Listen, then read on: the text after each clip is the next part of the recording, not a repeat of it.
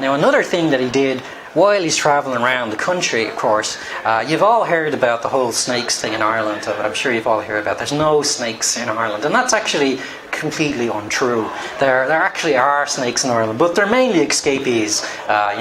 People who like exotic pets. So there's a couple of pythons in the Wicklow Mountains running around free, but I haven't seen too many of those. Luckily enough, we do actually have a lizard. In fact, the what's it called? The standard lizard or something like that, or the normal lizard. It's some bizarre, not very challenging name, but it's basically the standard lizard. It's about this size. It's very cute, actually. You really only see it in, the southwest or the northern parts of Ireland, on cliff edges and things like that.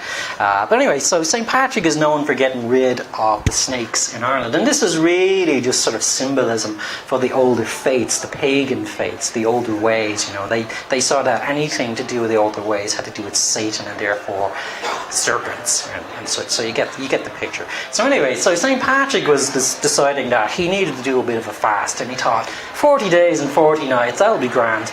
I'll do a bit of fasting, I'll do a bit of praying. And he thought, there's a great mountain on the west coast of Ireland in County Mayo. So he goes back to Mayo. He finds Croagh Patrick, which actually means Patrick's Mountain. It's since been renamed after his little stint on top of it. So he goes there for 40 days and 40 nights. But he brought with him his holy bell. It's one of the things that happened when missionaries came into Ireland, the early Christians. They often brought bells, and they would toll the bells as they went around the country. And this was sort of the symbolic bringing of Christianity, the changing of the guard. So the bell was seen as this very, very powerful thing. And of course, if you were a pre-Christian demon, or some sort of deity from the previous incarnations, you're probably more than likely not going to like the whole bell thing. So you're probably going to want to attack it and get rid of it, so you can stop the tolling and the bringing of this new kind of wave of religion. So anyway, St. Patrick's up top. He's doing this, he's fasting and he's praying, but every night he gets up and he bangs the living daylights out of his bell. He's like really doing it. He's like, in your face, serpents. I'm ringing this, and I'm on the highest peak in the whole area, and it's like you can hear it all over the entire country apparently. So every serpent in the country immediately heads to Croagh Patrick in Mayo and shoots at him and attacks. But as they get closer, St. Patrick holds the bell high aloft his head and then flings it over his head way off over the sea. And of course the serpents, being serpents, can't swim, and so they all fall to their deaths and drown in the ocean.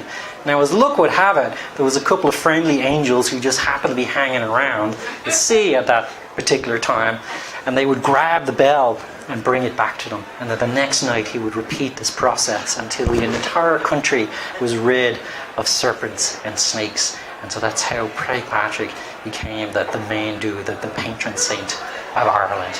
So there you go. So I think we're pretty much all set for time there. Like, I could go on for hours, as you probably could guess, and I've actually cut out about 80% of what I was going to talk about, because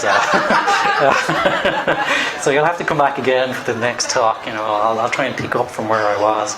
But thanks for coming, and thanks for listening, and thanks again to the lads at Broken for putting this up.